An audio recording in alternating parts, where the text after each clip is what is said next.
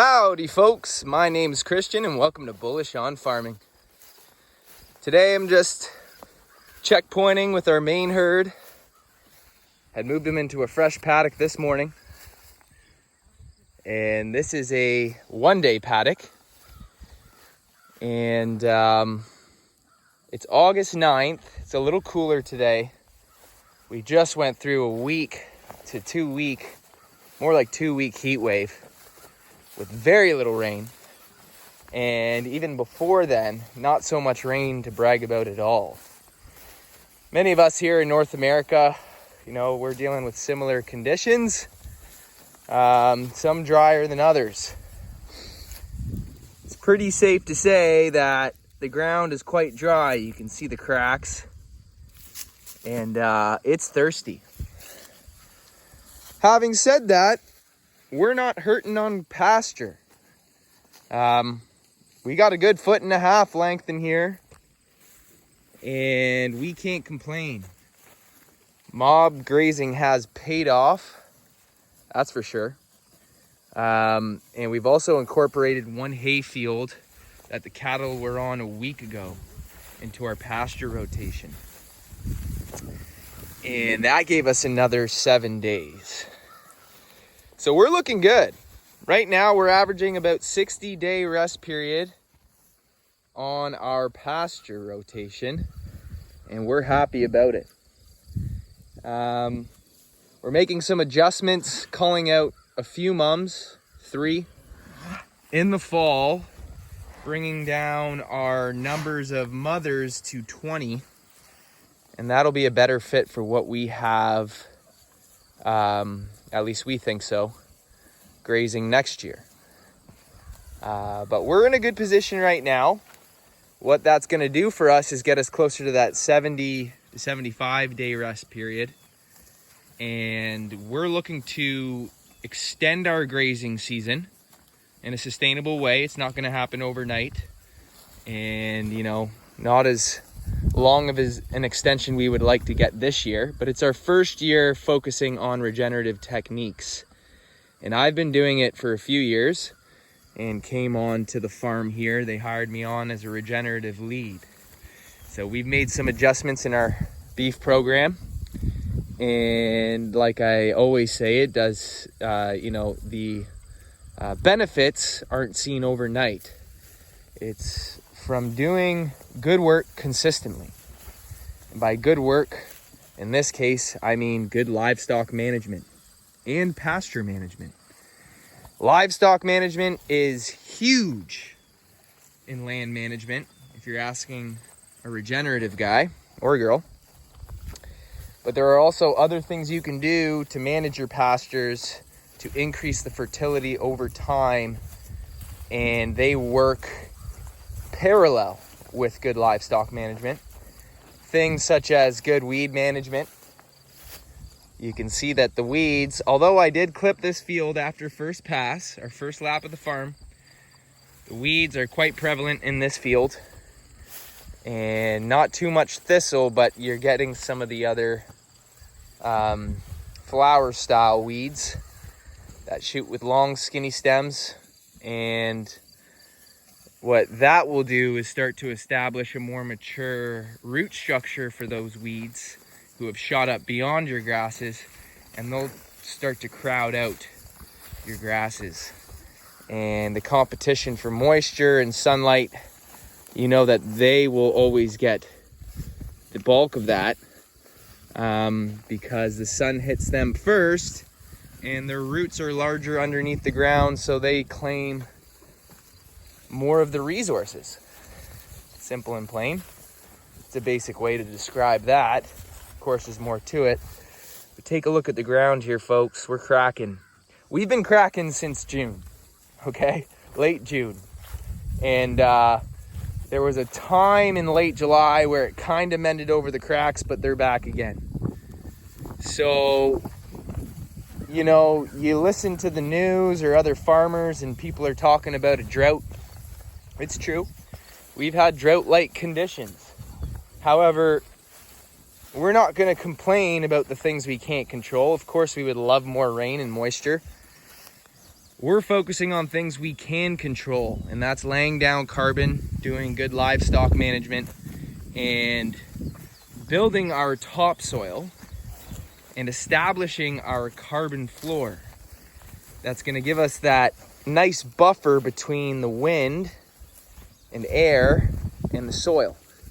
So we're looking to capture more moisture by laying more carbon down, whether that be by trampling vegetation while we graze through mob grazing techniques, strip grazing and whatnot, and also rolling out carbon. So supplementing hay in our weaker fields and rolling it out, Greg Judy style.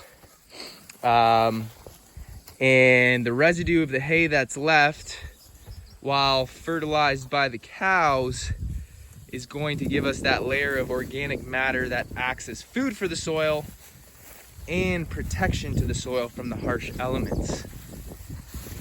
So that's just a general synopsis of the basic, simple things you could be doing, things that we're focusing on right now to increase the fertility of our pastures as well as its resilience. Okay? And obviously that rest period is super important too. That's at the top of the list. If we didn't make some adjustments, we were probably looking at 45 days of rest. And you know, with really strong pastures, I've worked with that before. But we're not quite there yet. And I wouldn't really recommend having a 45-day rest period. Anyways, I would be considering to make adjustments in a sustainable way. Because when you make these adjustments, folks, it's not worth turning your farm upside down and creating a bunch of new stresses because you can't accommodate a new system yet. It's about making small changes in a sustainable way that suits your operation, so you're able to continue business as usual, but so you know that you have a plan in action that is heading in the direction you want to be heading in with regards to sustainability and regeneration. And you know, everyone goes about things differently. You just do the best you can, and you listen and you learn and you pay attention to those who are doing it. Okay, I've been doing this for a few years already, and everything that I have learned experientially, I would say takes precedent. However, that has been complemented by experts through my research, reading, and watching videos. If you're looking to get into farming, there is a abundance of videos that you could be checking out of passionate farmers who are dealing with, you know, circumstances that you might be dealing with on your farm and have trialed and tested solutions that work. And that's a good place to start because it reduces your margin of error significantly. So we're excited. We're excited moving forward. Realistically, our outlook, when I'm looking at least, is 3 to 5 years to really turn around these pastures and get a sound beef program that is not only profitable, but